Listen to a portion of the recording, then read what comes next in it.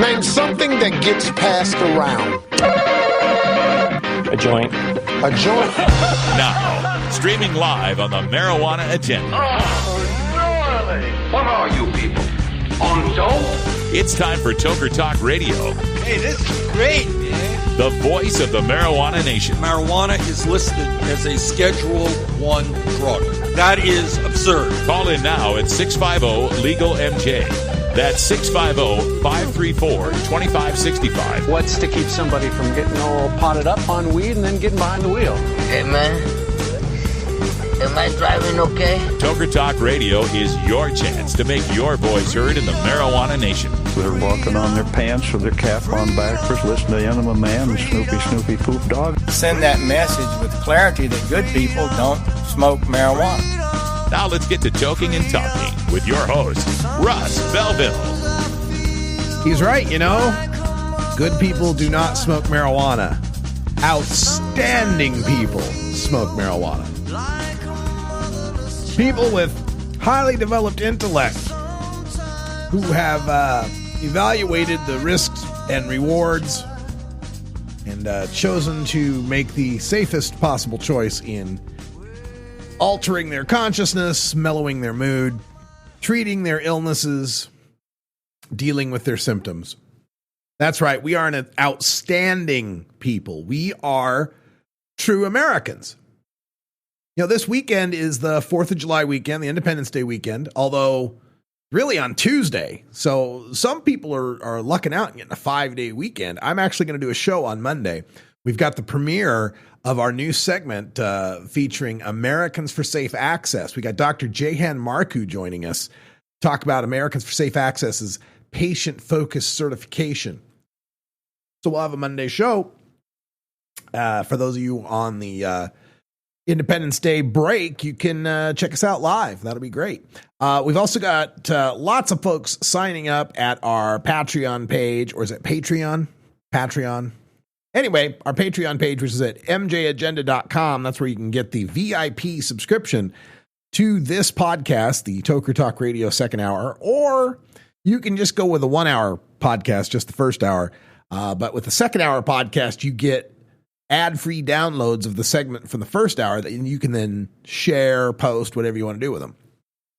So it's all at mjagenda.com, $4.20 a month for the basic subscription, $9.99 a month for the VIP. And it works out. If you get the basic subscription, you're getting that first hour for 21 cents an episode. Yeah, $4.20. You get 21 episodes. You get 20 episodes at least per month. So yeah, about 21 cents or less per episode. And then for the extra, what is it? $5.80 more. That works out to another 24 cents an episode, something like that. Plus all those downloads, whatever the cost of that is. So please, if you can make that happen, please do. We're on our goal to making $4.20 a month. And once we pass that goal, we're going for $7.10 a month. And let's see if we can get to $4.20 before $7.10, before July 10th. That'd be really cool. We're doing great here as well with the new free Cannabis Headline News podcast. You can get that at news.mjagenda.com. It's a separate subscription than your Patreon subscription. If you're getting the basic or the VIP, it doesn't include Cannabis Headline News. That's its own subscription now. And I'm designing Cannabis Headline News now as its own separate standalone kind of podcast, and hoping to distribute it to other locations like 420 Radio, like some of these other outlets that could use just a little 5-minute news recap. So get your free news at news.mjagenda.com.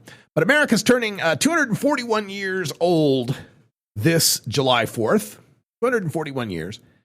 And this October, I think it's 3rd, maybe it's the 1st. It's in October, very first week of October, is the 80th anniversary of the implementation of the Marijuana Tax Act, the first federal prohibition of marijuana.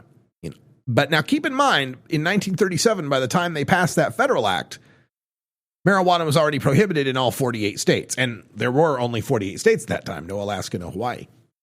So it was already completely illegal nationwide, but We like to count 1937 as that's the year the Marijuana Tax Act made it federally illegal.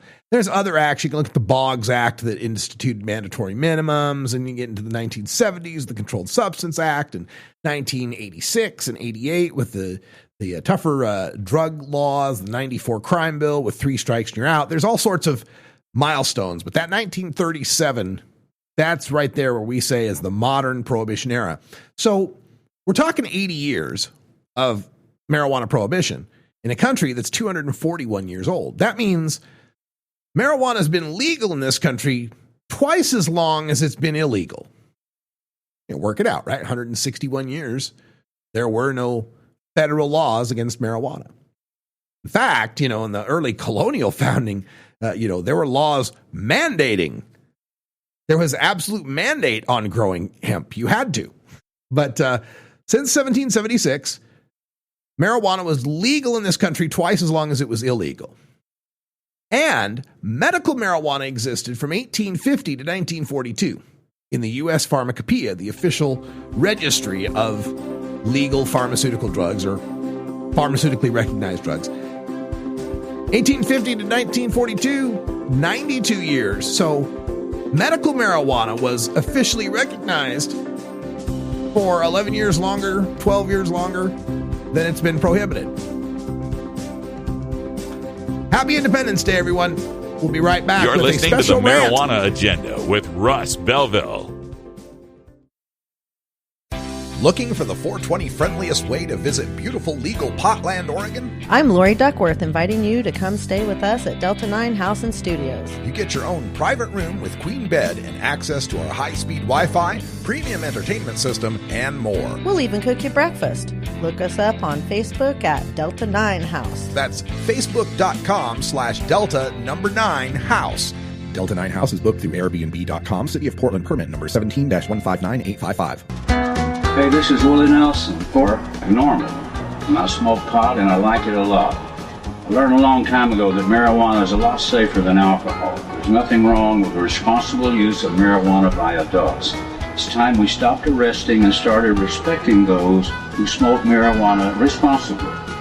To learn what you can do to help, contact NORML at NORML.org or call toll-free 888-67-NORMAL.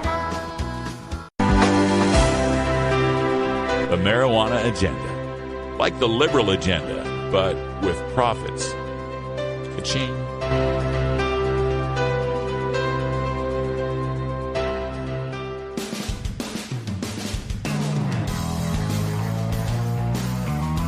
I'm Russ Belville from the Marijuana Agenda. Join me every Friday for the Reefer Rock Review with Herb Thrasher from 420radio.org. Learn more at mjagenda.com/about.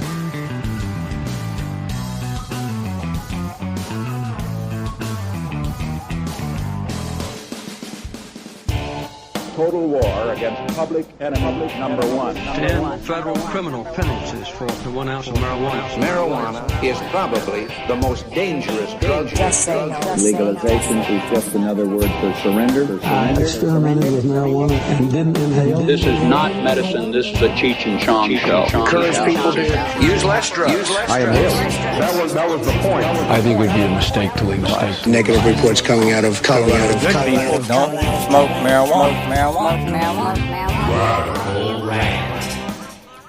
This week, a Denver grand jury announced indictments of 62 people involved in what is alleged to be significant out-of-state marijuana trafficking, conducted under the guise of legal, medical, or recreational cannabis cultivation under Colorado's Constitution. That kind of story is red meat for prohibitionists like Kevin Sabet and Jeff Sessions. They're so eager to portray marijuana legalization as this train running off the rails, propelled by the avaricious and sociopathic marijuana industry. And a key talking point in that rhetoric is this complaint that the black market marijuana dealing hasn't been eliminated in the states that legalize. Furthermore, the relaxed attitude toward marijuana in the legal states leads to a flood of marijuana crossing the border into states that still maintain prohibition. Well, The fact that we're forced politically to legalize marijuana in this slow, incremental fashion, just a few states at a time, well, it's leaving us vulnerable to this rhetoric like theirs, where the results of legalization are purposefully being conflated with the effects of prohibition. Look, are there people in legal states growing weed and selling it for great profit out of state? Hell yes, there are. But there always have been. Legalization didn't invent interstate marijuana trafficking. Generations of family farmers across America have grown cannabis where it's more plentiful, where it's more accepted, and then profited from it by selling it where it is scarcer. The difference now is that growers in some states can cultivate and possess legally, they figure, and so legalization's emboldening interstate marijuana trafficking. But if you think about it, that reasoning falls apart with just a little common sense. How does legalization in a person's home state embolden the person who's intending to break some other state's prohibition law? Think about this for a second. Really, just say you're a grower in Colorado and you're selling out of state to Kansas in the 2000s, right? It's not legal in Colorado yet. Definitely not legal in Kansas. It's the 2000s. If you were doing so, there was two crimes you were committing. One, cultivating marijuana in Colorado. And two, trafficking that marijuana in Kansas. Now, back in the day, if the cops investigated crime number one and they busted you, well, they might have you on some personal marijuana charges in state. Of course, that's kind of a tough investigation if they don't have any tips or clues or evidence that you were selling. You were just cultivating, right? But investigating crime number two, that's where the serious charges lie, because the crime's gone interstate and it involved sales. There'd be some little fish busted in Kansas who'd flip on the big fish in Colorado. The feds would get involved because it's not just some small-time in-state weed grower. So in 2012, when the people of Colorado secured their constitutional right to cultivate cannabis, that eliminated crime number one for the small-time grower. The one who's not really going to be shipping pounds to Kansas anyway. But it's still just as legal to traffic weed in Kansas, isn't it? Legalizing in Colorado in 2012 didn't legalize trafficking in Kansas, right? The risk for that grower of being busted for crime number two didn't change at all. Hell, it might have even increased as Kansas cops are now more attuned to seeking out the Colorado weed. In fact, isn't the announcement of these indictments proof that legalization isn't providing adequate cover for the interstate dealer? That you can't bust people growing weed in state doesn't mean you've promoted people trafficking weed out of state. That's prohibition's fault, not legalization's. Prohibition has always inflated the value of a dried cannabis flower. So if Kansas chooses to maintain a law that falsely inflates the price of marijuana, well, then Kansas gets to deal with the consequences of that choice. One of them will be creating a huge profit incentive for unlicensed, unregulated purveyors of marijuana to fulfill the demand in Kansas. Prohibitionists want to offer this false dichotomy that the legalization will either eliminate or exacerbate the unregulated market. Even if we do legalize marijuana in all 50 states, however, there's always going to be a subset of providers who are going to skirt regulations and avoid taxes. This so-called black market. Look, nothing will ever eliminate an unregulated market. There are black markets in purses and DVDs and shoes. And when it comes to unregulated markets, it's prohibition, not legalization, that exacerbates unregulated markets.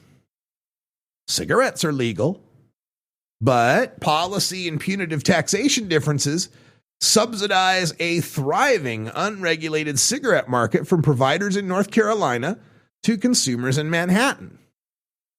Fireworks are legal to a varying degree, but Oregonians visit Idaho, Nevada, and Washington to bring back purchases of the type of fireworks that are prohibited back home.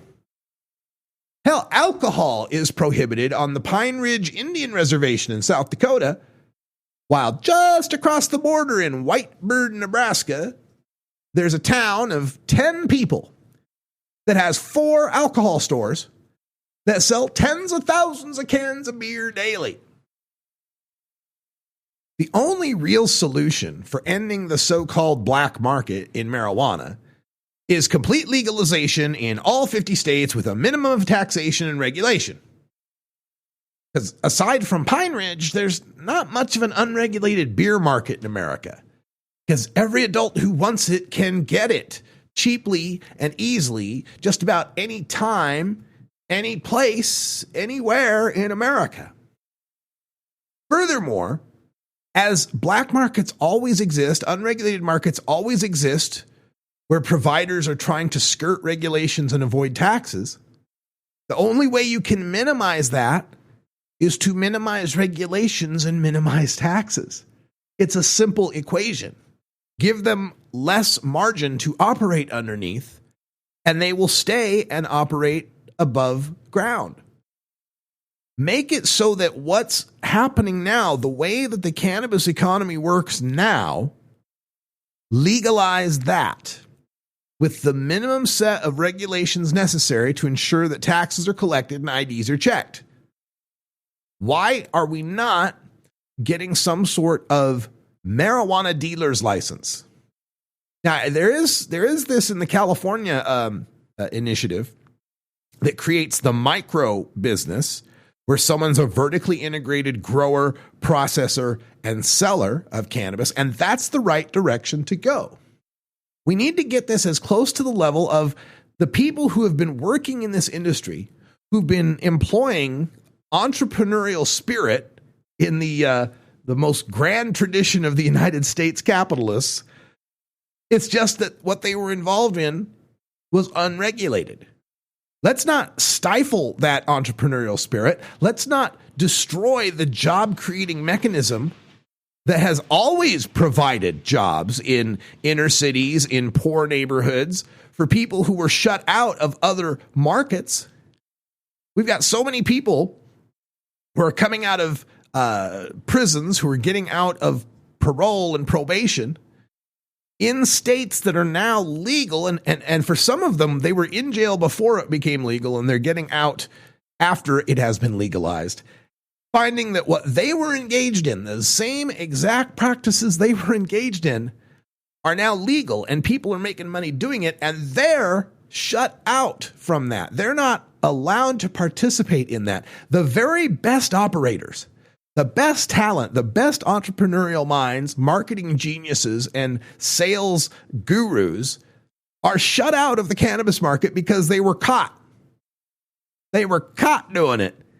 And then we make these new laws that say you can't get a license if you've got a prior criminal conviction. Why wouldn't we be granting more licenses to those people?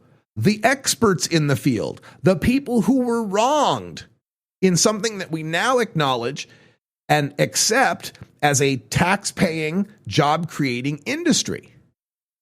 We should be giving people points for having a prior conviction for nonviolent marijuana distribution.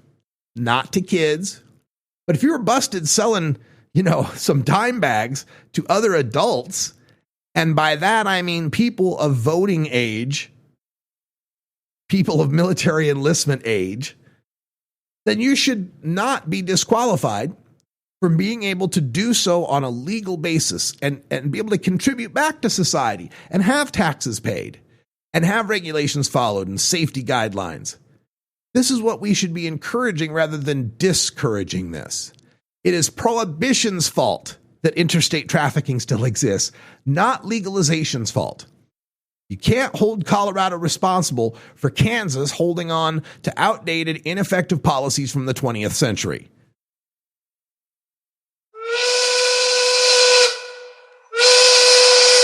unbelievable. Unbelievable is right. You know, American Idol is coming back. It's going to be on ABC. Hell, they brought back Gong Show. Did you see? I watched the Gong Show. Mike Myers from SNL and Austin Powers is in character on the Gong Show. Everything old is new again, including me. Happy Independence Day. It's 420. Let's be safe out there.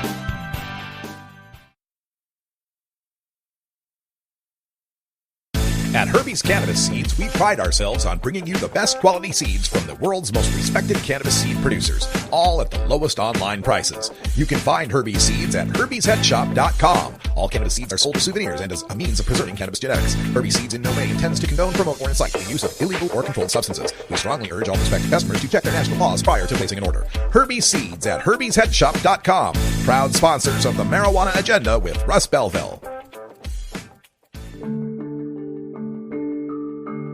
My daughter has diplegia, cerebral palsy, which is sort of from the waist down, so her lower limbs don't work effectively. After age 2.5, she began to show signs of autism and self-injurious behavior. There are many families out there in other states that have similar situations, and they're using medical cannabis, and it's helping their symptoms. It's very difficult as a mom to know that there is a medication out there that is being used effectively in other states, and Texas isn't providing that for patients here. Medical cannabis could greatly improve the quality of life for my daughter. It is absolutely inhumane for lawmakers to keep medical cannabis from patients. Texans deserve better. The marijuana agenda, like the alcohol agenda.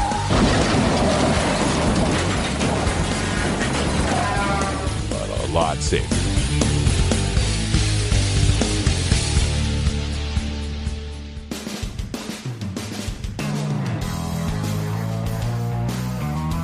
I'm Russ Belville from the Marijuana Agenda.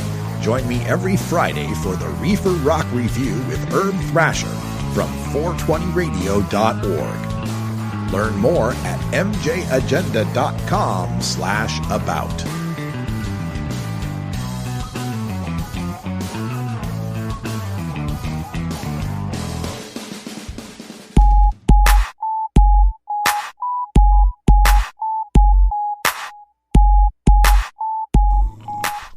Hello, Mr. Man. Hi. I'm working. I'm sorry. No food till this is done. It's time for Toker Talk Radio, the voice of the marijuana nation. Call in now at 650-LEGAL-MJ. All right, for this segment, I want to return to the topic of the opioid overdose crisis that we have in this country. And, I've been taking some hits on this from a couple listeners who, do not like the way I talk about opioids. And one of the prime disagreements, I guess we could call it, is what is the nature of addiction? What makes people addicted? What causes an addiction? Are drugs addictive? And I guess it depends on what you mean by addictive, right? Like, to me, does a chemical substance alter our being in such a way that lacking that chemical substance causes great discomfort? To me, that is a measure, right? That's one way we could possibly say does addiction exist. And another would be, does going without this thing suddenly lead to the possibility of dying, right? That to me is, now we're starting to talk about addictive substances in my mind. So to me, as far as I can comprehend, heroin and OxyContin and morphine and Dilaudid and Percocet and fentanyl are addictive. That's my belief, that these things are addictive in that they cause a withdrawal symptom. They cause overdose deaths. They cause everything that we tend to think of as addiction. But I've been attacked on this.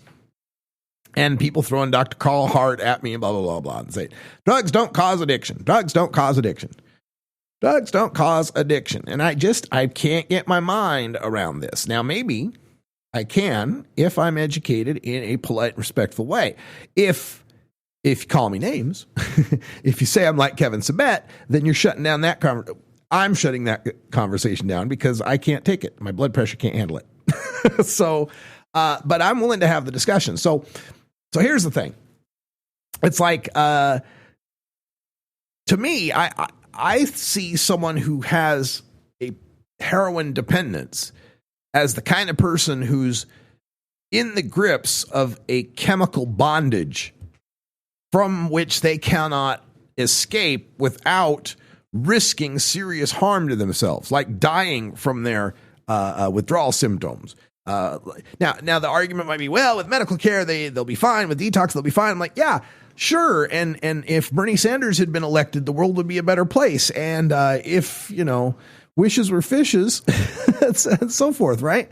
Yeah, I understand that if we had a better society, if we had more mental health care, if we treated addiction with better, health responses, if we had more of a social safety net, if people were fully employed, if homelessness wasn't a problem, yada, yada, yada.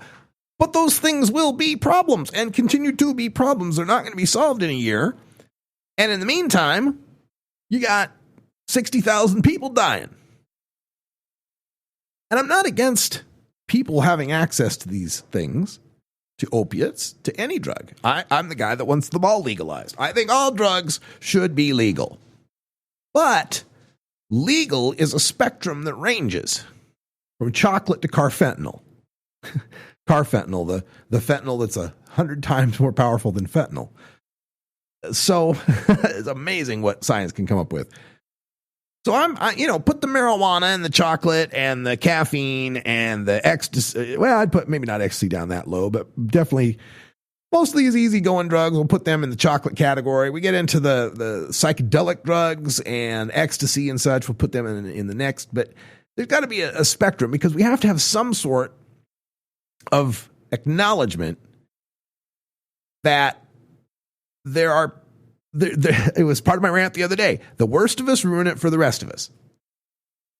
And yes, plenty of people, the vast majority, can use heroin or OxyContin or other opiate drugs and lead productive, vital, non-quote-unquote addict lives.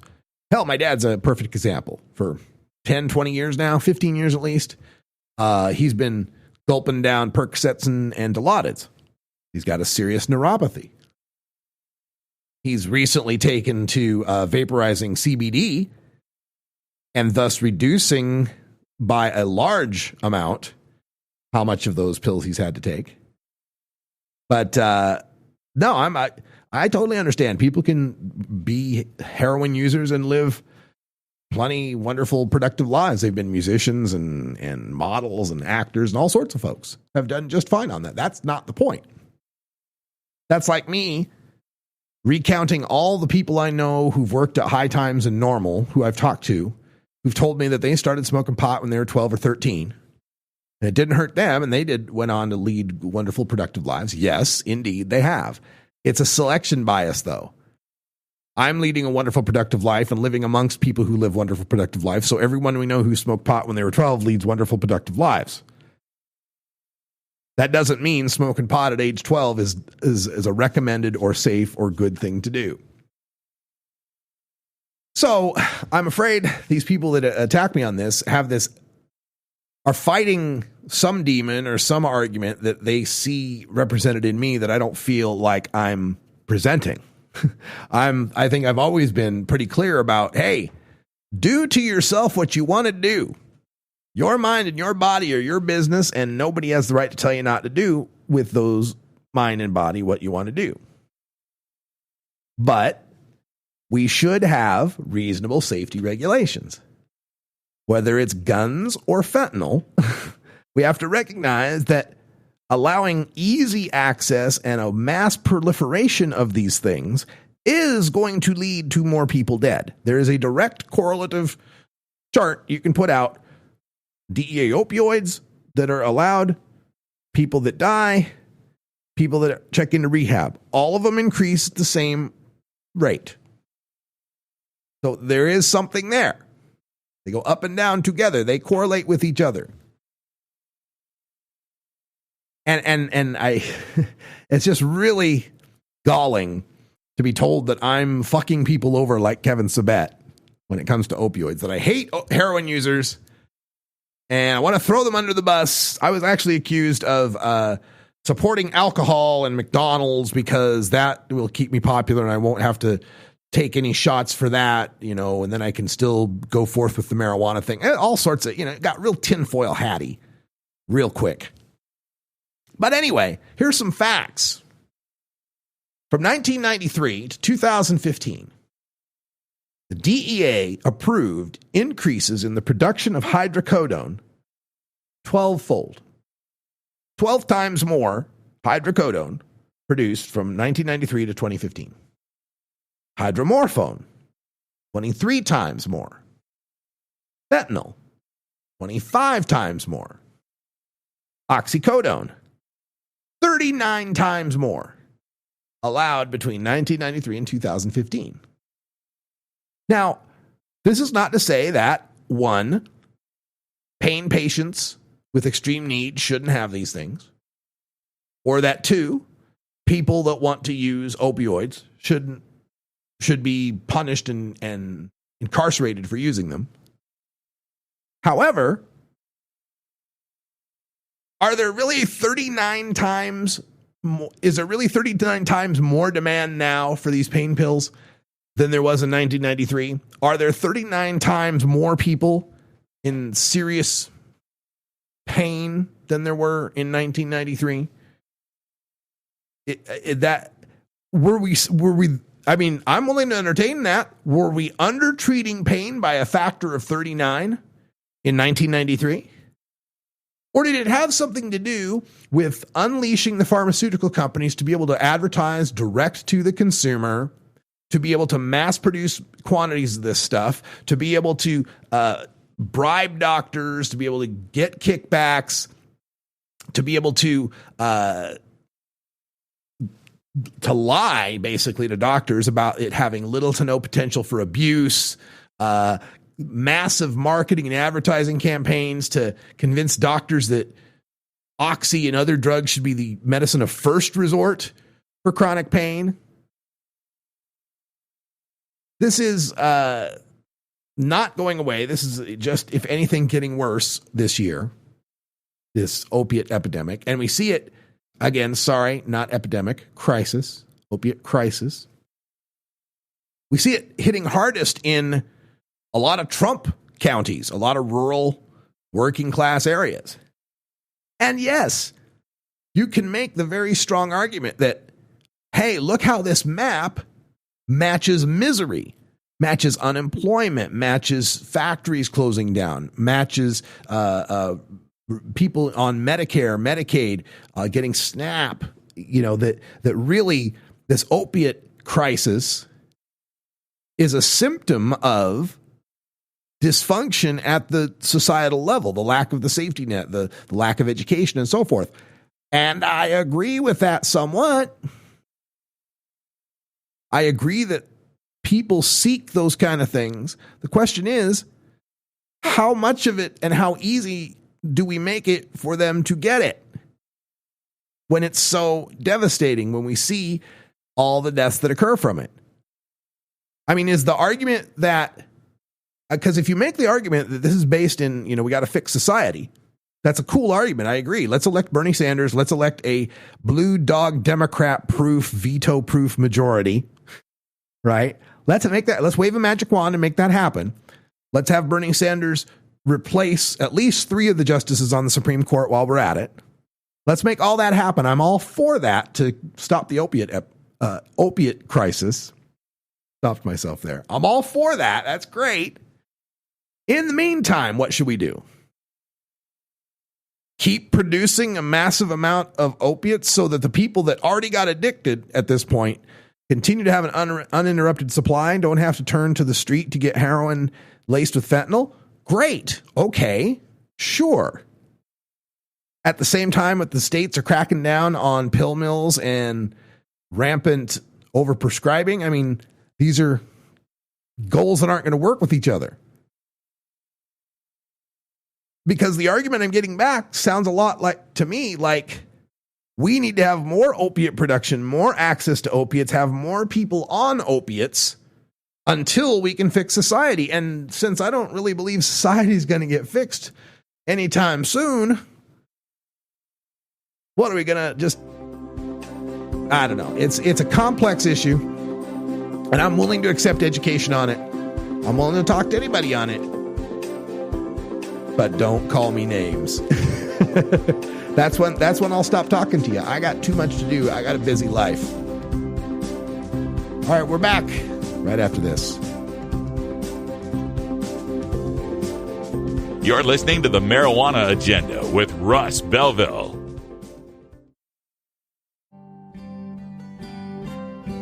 Hi, I'm Russ Belville from the Marijuana Agenda. Putting together the most comprehensive live weekday marijuana news talk program is a full-time job.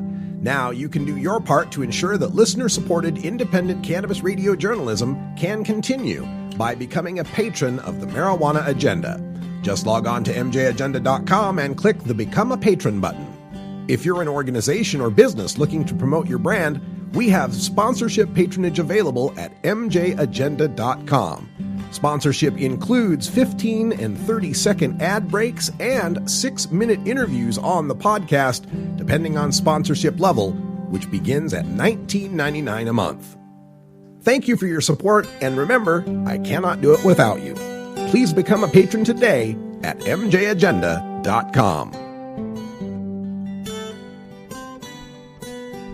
It's time for Cannabis Facts About Alzheimer's from Robert Platshorn's thesilvertour.org. This message is supported by our donors and Hemp Inc., a public company poised to lead America's hemp revolution at hempinc.com. A new Florida study in the journal Molecular and Cellular Neuroscience found that cannabis promotes the growth of healthy new brain tissue. It can slow the effects of Alzheimer's and may in fact be able to halt it entirely. A long-term study by Ohio State University's Professor Gary Wenk concludes that people who regularly use marijuana get Alzheimer's at a much lower rate than others.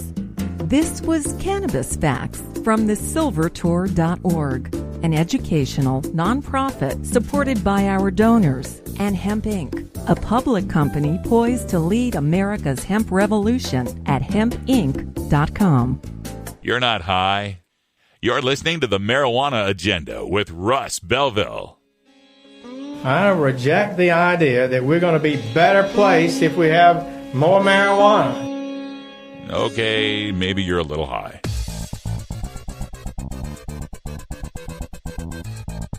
I'm Russ Belville with the Marijuana Agenda. Join me every 2 weeks for the Cannabis Minority Report from the Minority Cannabis Business Association.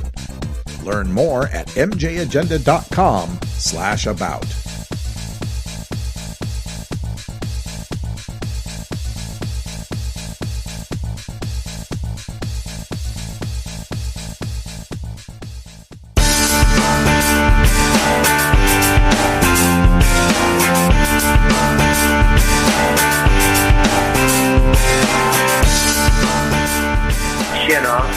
Jag heter David, PKA Dirtball. Vi ska röka hela tiden, alla år. It's time for Toker Talk Radio, the voice of the marijuana nation. Call in now at 650-LEGAL-MJ. All right, welcome back, everybody, and continuing the discussion on the opioid overdose crisis. Some other facts to bring up. You know, one of the things that's happened here is that the feds, the DEA, have allowed the big pharmaceutical companies to pump out. They've allowed their quotas to just go through the roof.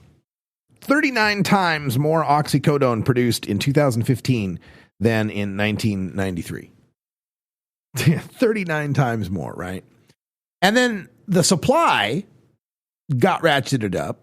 And then we had the pill mill situation where entrepreneurs figured out that they could get doctors to sign off on scripts for people with just a rubber stamp, pretty much, and have lines of people out the door coming to get their oxy prescription or whatever it might have been.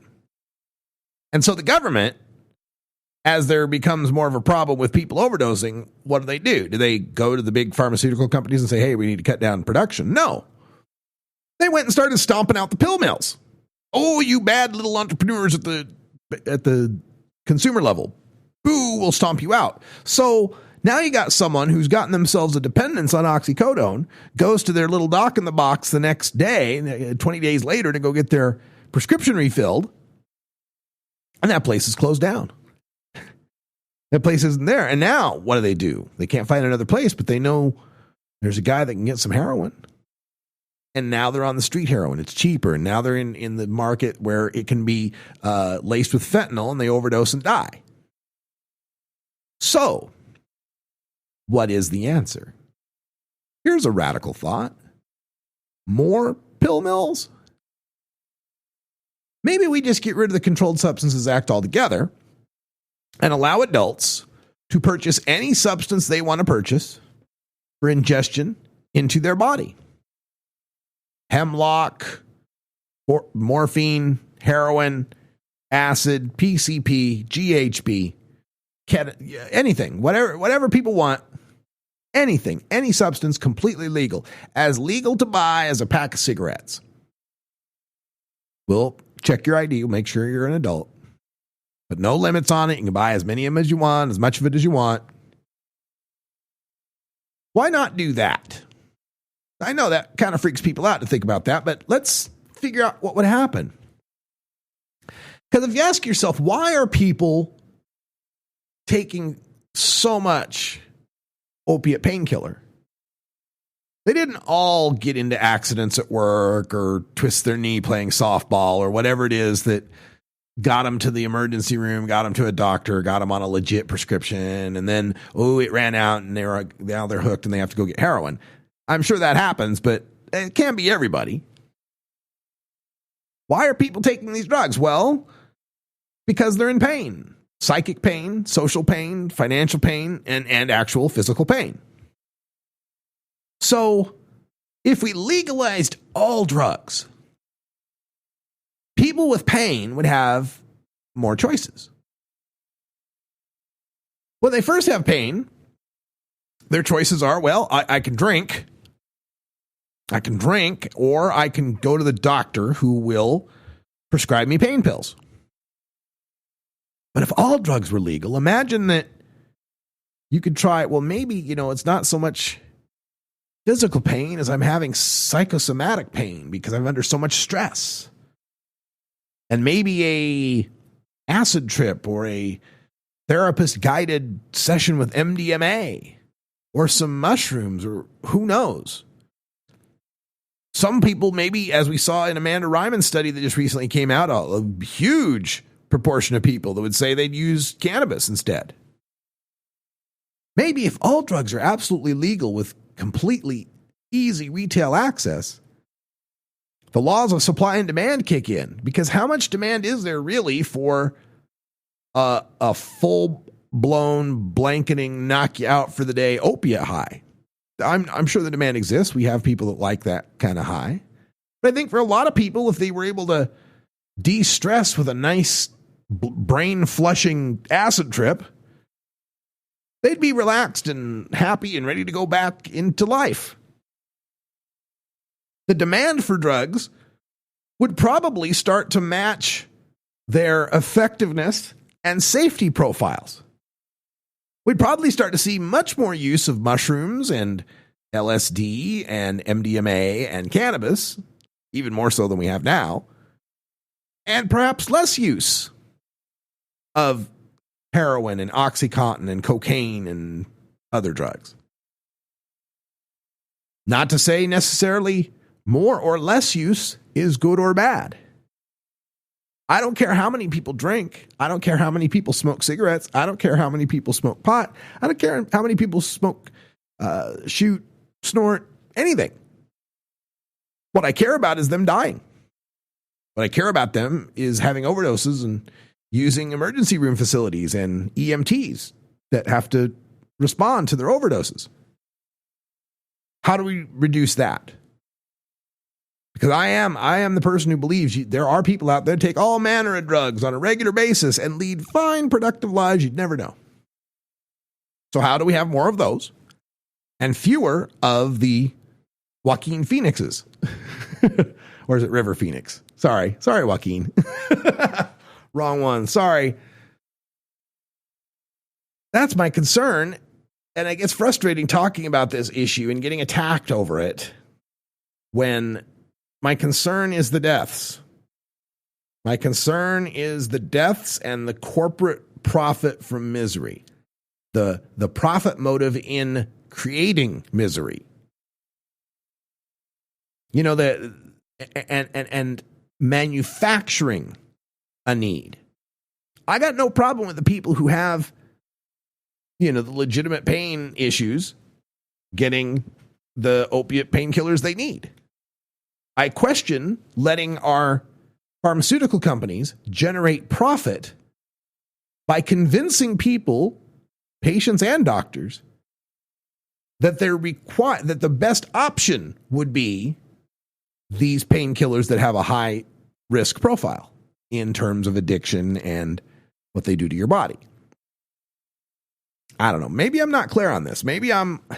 And folks, guess what? Sometimes I'm not. Sometimes I have to talk through this stuff and I have to be attacked and I have to write and read before I whittle away and sharpen what it is I think about a particular issue. And I'll admit, this opiate issue is, besides having taken a few OxyContin back in the 90s, I don't have a great deal of understanding of it. But I do see many, many people dying from this. I do see this becoming a big political concern from our side, saying that cannabis is a way to give people another option to keep them away from having to use these drugs. And the other side saying marijuana is the gateway that led to these drugs. So it's something we're going to have to talk about. And as cannabis consumers and cannabis advocates, we have to avoid certain traps. I don't feel like I'm demonizing people that use heroin, but maybe I am. Maybe I've got a blind spot. If so, I'll work to correct it. But I'm worried about the deaths. I'm worried about the deaths and the profit from misery. I think I've been consistent about that throughout my career as I've discussed issues of drugs and prohibition. I just look at the numbers and it's hard for me to buy that this isn't a crisis we need to worry about. Oxycodone for sale in 2015. No, let's go to the peak. The peak of this was 2013. Federal government approved 153,750,000 kilograms of quota. 153 million kilograms, people. I got that right? Oh, no, that's a decimal point. Sorry. 153,000. Phew. 153,000 kilograms. They did it decimal point with 3. Yeah. A factor of 3. All right. So this is in kilograms of substance. Okay. So 153,000 kilograms. Kilogram is 2.2 pounds.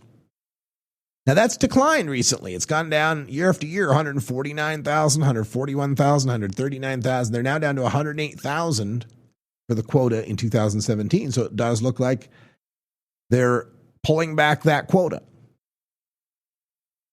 Morphine for sale, 41,000 kilograms, down from 62,000 kilograms. Some of this is coming down. Hydrocodone for sale, almost cut in half. For 2013 peak was 99,000. 2017, 58,000. But it's interesting because they also have in this the line for marijuana. You know, the federal government allows a quota for the production of marijuana. Going back to as recently as 2009, the federal government approved 4,500 kilograms of marijuana production. In 2010, that dropped to 21 kilograms of pot, and stayed 21 kilograms a year through 2013. So at the same time, the federal government is allowing the pharmaceutical companies to ramp up the production of oxycodone and hydrocodone and so forth. Marijuana production is down to 21 kilograms. Hell, I know farmers who produce 21 kilograms. Now that's been raised. 2014, they raised it to 650 kilograms and then lowered again to 2017's 472 kilograms. All right. That's enough fact, science, reason, and logic. When we come back, we'll close up the week and get ready for what looks to be a beautiful Independence Day weekend. I'm headed out to the Waterfront Blues Fest to see Elvin Bishop and Chris Isaac. Stay tuned. We're back right after this.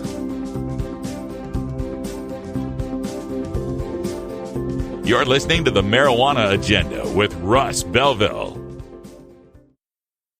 Hey everybody, it's Russ Belville from the Marijuana Agenda, inviting you to be like me and get your ink done at Lucky Horseshoe Tattoo, Fort Worth's most female-friendly, clean, sterile, awesome tattoo shop.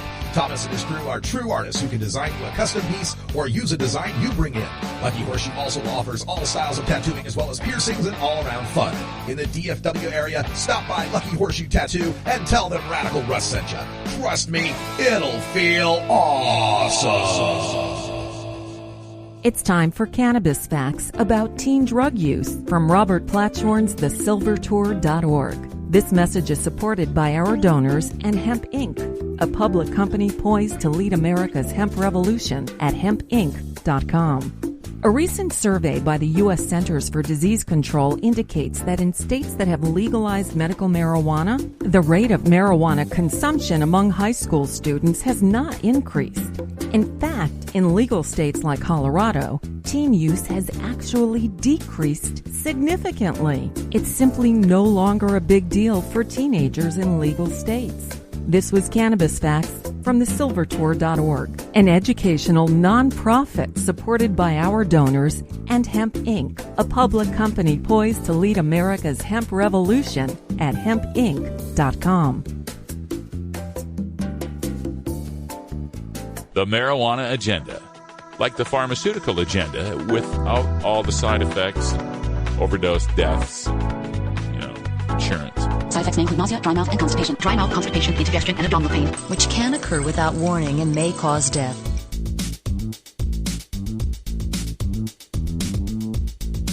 I'm Russ Belville from the Marijuana Agenda. Join me every 4 weeks for the Celebrity Marijuana Zone with Steve Bloom from celebstoner.com. Learn more at mjagenda.com/about.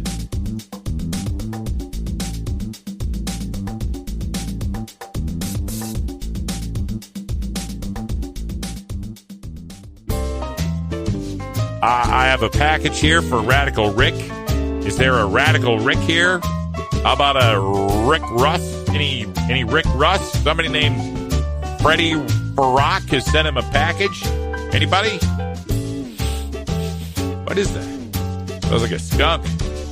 It's time for Toker Talk Radio, the voice of the marijuana nation. Call in now at 650-LEGAL-MJ. All right. It is the last segment of the first half of 2017. I can't believe that tomorrow is July 1st. Great day July 1st is going to be as our Airbnb becomes a superhost. We'll hit superhost status on July 1st. And legal recreational sales happening in Nevada on July 1st. That's tomorrow. Actually, tonight at midnight, those are happening. And I've stripped down to the T-shirt because I'm getting ready as fast as I can to head out to that Waterfront Blues Fest. Honestly, I stripped down to the T-shirt because I thought I was still wearing my New Orleans Jazz T-shirt thing, and I'm not. I switched shirts. So I was going to show off my shirt and then I'm not wearing my shirt. How stupid of me. Oh my goodness. Anyway, big thanks to everybody who's been a part of the Marijuana Agenda this week of shows. And on Monday, excited to announce our first inaugural segment of ACE's patient-focused update. Americans for Safe Access is on board with the Marijuana Agenda, and we'll be presenting every other Monday. So it's every 2 weeks, every other Monday, a segment from Americans for Safe Access, the organization focused on patients in the marijuana movement. So we're going to get the latest medical marijuana info, the latest state regulatory info, which states are next, what ASA is doing as far as fighting for patient rights in employment and housing and child custody and organ transplants. And it's just a big issue. The medical side of it will be covering every 2 weeks. First episode on Monday features an interview with Dr. Jehan Marku, and he's going to be talking about the need for patient-focused certification, which is a way of standardizing services at medical marijuana dispensaries to show that they meet patient needs. So it's an interesting discussion. We'll have that on Monday's show for you.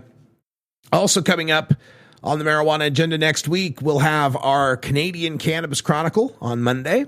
On Tuesday, we start to talk about the psychotherapeutic value in psychedelic medicines with our Expanded Mind segment featuring Multidisciplinary Association for Psychedelic Studies. And we'll get some more activist agenda going that week as well. Also, in next week's rotation, we've got the Hemp Day update. We'll be speaking with one of our favorite hemp experts on the latest developments in the industrial uses of cannabis. Also, the Veterans of Compassion will get a clip from their most recent conference call where they help veterans navigate the access to medical marijuana. We've got the Voice of the Industry segment coming up on Thursday, National Cannabis Industries Association and their work with advocacy for cannabis businesses. And our Reformers Readers segment, we'll have another author on discussing their latest book they've written about the cannabis movement. And we wind up the week next week with our drug policy reform update. Oh, I blew that part of it. Tuesday, we don't have a show Tuesday. Tuesday is Independence Day. So forget about the Expanded Mind segment. We won't have that on Tuesday because I won't be working. Friday, the Drug Policy Reform Update. Big reminder, Drug Policy Reform Conference is October 11th through 14th in Atlanta. It's a biennial conference, so you catch it now or you won't get to catch it until 2019. And Reform Conference is amazing. It's huge as far as attendees, like 600 or so attendees. And Atlanta will be very prepped for us to visit. So looking so forward to that. Check out, I think it's reformconference.org, or just go to drugpolicy.org and you should be able to find links that would get you there. Also on Friday, next Friday, our United Kingdom Cannabis Chronicle. And it'll be great talking with the folks out in the UK. I'm headed there for, Product Earth is what it's called. Their festival that they're doing September 2nd and 3rd in the UK in Birmingham, England. We'll be there. My first ever visit to the United Kingdom. So I am looking so forward to getting that stamp on my passport. I can't even tell you. That's happening September 2nd and 3rd. And I'll probably be out there before and after. We're going to extend the stay as long as I can over that Labor Day weekend. And so we may do some live shows from the United Kingdom. That'll be a lot of fun. But for now, that's all the time we got. Time flies when you legalize. For everyone here at Delta 9 House and Studio, I'm Radical Russ Belville from Radical Russ Media, LLC. Wishing you full bowls and ever full lighters. Until next time, take care of each other, tokers. Follow MJ Agenda on Facebook, Pinterest, Instagram, YouTube, and follow MJ Agenda Show on Twitter. Learn more at mjagenda.com. You take a seed, you plant it, you grow it, you dry it, you roll it, you smoke it. You take a seed, you plant it, you grow it, you dry it, you roll it, you smoke it. You take a seed, you plant it, you grow it, you dry it, you roll it, you smoke it, and it goes down smooth.